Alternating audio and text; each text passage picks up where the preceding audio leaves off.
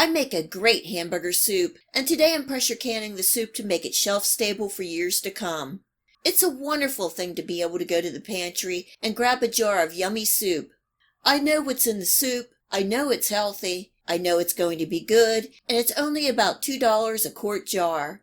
That's not bad for a meal for 1 to 2 people. I have my large stock pot on the stove. On medium-high heat, I'm cooking, chopping, and browning almost 5 pounds of ground beef. There doesn't seem to be a lot of fat, so I'm leaving it. You can drain off the fat if you want, but I don't mind a little fat layer on the top, and it adds some good flavor. I'm adding in a total of 4 quarts of chicken broth. I'm adding in 3 now, and I'm going to top it off at the end. And yes, you can use beef or vegetable broth. And this is one 28-ounce can of diced tomatoes. Giving that a good stir, and I'm turning my heat up to bring this up to a simmer. I'm adding in a 1/4 teaspoon of black pepper and a good heaping teaspoon of better than chicken bouillon to boost the flavor. Adding in 2 bay leaves, bringing to a simmer, covering and cooking for 15 minutes. Now for the vegetables. I have 2 cups of diced onions, 5 stalks of diced celery, 5 medium diced carrots, 1 28-ounce can of drained corn, and 3 cups of diced cabbage, giving that a good stir. And one more thing, and that's 6 medium diced potatoes, and that's all I can fit in this pot. You can see I kept the vegetables nice sized pieces so they don't get mushy during the cooking process. I'm fishing out my bay leaves, and I'm topping it off with a 1/4 quart of broth, and we are ready to start the canning.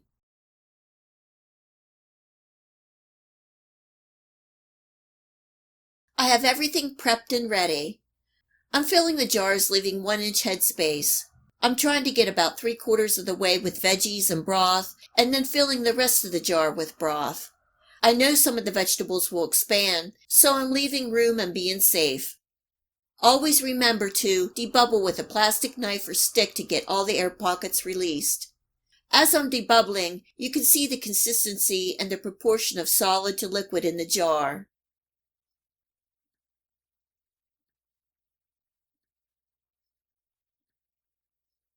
Giving the rims a wipe with a white vinegar cloth. I'm placing on my lids and my rings finger tight. I'm using my pressure canner and it holds up to 7 quarts. I filled it with the recommended 2 inches of water and a splash of white vinegar, and it's coming up to heat. This is a hot pack canning session, so our jars and our soup are hot, and we want to put them in hot water so there is no temperature shock. For pressure canning hamburger soup in quart jars, it will be 90 minutes because it contains meat. At my location and elevation, I use 10 pounds of pressure. You will need to check the USDA guidelines for where you are located, and I will leave the link in the description box below. Placing on my canner lid and locking in place. I'm turning my heat up to high, venting for a full 10 minutes, placing on my 10-pound weight gauge, bringing up to 10 pounds of pressure, adjusting the heat to the lowest setting while still maintaining my 10 pounds of pressure, and then setting the timer and process for 90 minutes. On my electric stove, that temperature is around a 4 to a 5, but every stove and location is different, so you will need to observe and adjust accordingly. After 15 minutes, turn off the heat and let it rest until the pressure completely comes down to 0, and this is going to take about 30 to 45 minutes. Do not rush this process. After the gauge registers 0, remove the weighted gauge and let it set 10 to 15 more minutes before removing the lid. And of course, this is always the exciting part for me. Before I lift that lid, I always question, did I do everything correctly? Did any of the jars break? What will they look like? Did they seal? All this is going through my mind, and this happens. Just look at that hamburger soup. They are still boiling, and that is a good sign. They all sealed and turned out beautiful. I had a little, about a 1/4 inch of siphoning in each jar, but I'm happy with that. Placing the jars on a towel in a draft-free area and these jars will rest for a good 12 to 24 hours. After 12 hours, I remove the rings and make sure everything is sealed. I let them rest for the full 24 hours, and then I give them a good wash, label, and place on the shelf. Another convenient meal in the jar on the shelf. I hope this video has inspired you to do some of your own canning. And until next time, enjoy!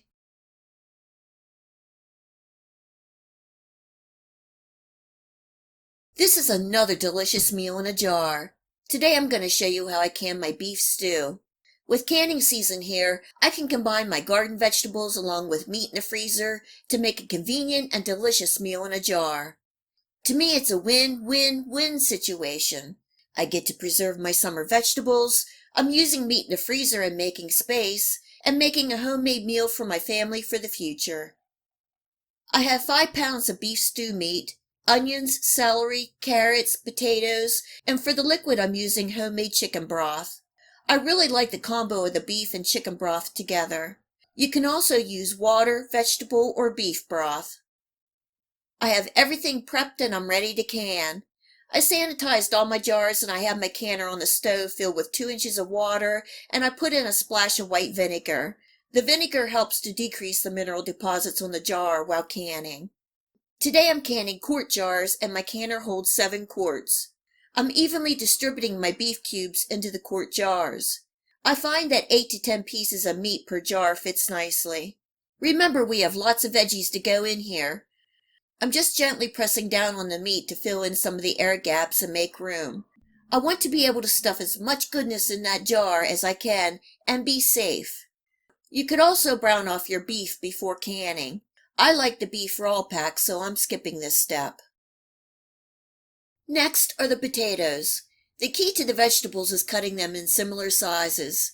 You want them nice bite size and not too small because they will become mushy during the canning process. You can add any amount of each vegetable that you like, or delete the vegetables that you don't like. I'm putting in about a half a cup of the potatoes and a 1/4 cup each of the onions, carrots, and celery. With each layer, I'm giving it a gentle push to make more space. You want a little air space for the broth to fill in the gaps. The liquid acts as a conductor and will help bring the internal temp of the ingredients up enough to kill all the bacteria. I did add a half a teaspoon of salt to each jar, but that was all.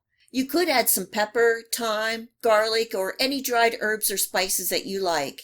I like to keep it simple while canning, and then add the spices during cooking depending on what I'm making. You can turn this preserved jar of ingredients into beef stew, a beef soup by adding more broth, tomatoes, and spices, a beef pot pie. You can serve it with rice or pasta, and you can make it any flavor profile that you like. I'm filling each jar with hot chicken broth, and I'm leaving the recommended 1-inch head space.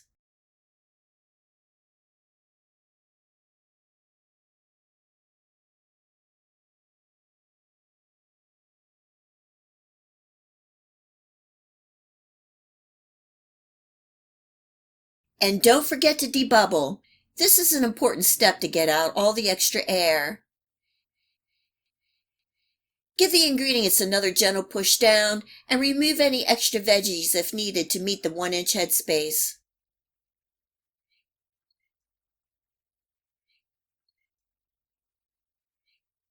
I'm giving the rims a wipe with a white vinegar cloth. Placing on my lids and rings finger tight.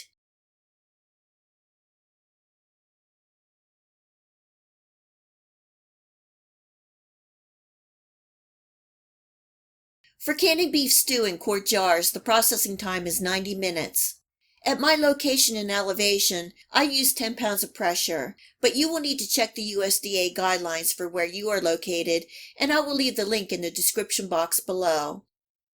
I'm placing on my canner lid and locking in place, turning my heat on high, venting for a full 10 minutes, placing on my 10-pound weight gauge, bringing up to 10 pounds of pressure, adjusting the heat to the lowest setting while maintaining my 10 pounds of pressure, and then setting the timer for the process of 90 minutes. On my electric stove, that sweet spot is around a 4 to a 5, but every stove and location is different, so you will need to observe and adjust accordingly. After 90 minutes, turn off the heat and let it rest until the pressure comes completely down to zero, and this is going to take about 30 to 45 minutes. You don't want to rush this. This is all calculated into the canning process. After the gauge registers zero, remove the weighted gauge and let it rest for 10 to 15 more minutes before removing the lid. And this is my beautiful canned beef stew. I'm placing the jars on a towel in a draft-free area. These jars will be resting for 12 to 24 hours. After 12 hours, I remove the rings and make sure everything is sealed. I let them rest for the full 24 hours and then I give them a good wash, label, and place on the shelf. Pressure canning is a great way to preserve your food for the future. Shelf stable and so convenient on those busy days. It's actually peace of mind for me. Please remember to check out my other canning videos, and until next time, enjoy! If you like this video recipe, please remember to hit the like and subscribe button to receive my future recipes. Please feel free to share my channel with your friends and family. It really helps my channel grow and it is greatly appreciated. And until next time, much love.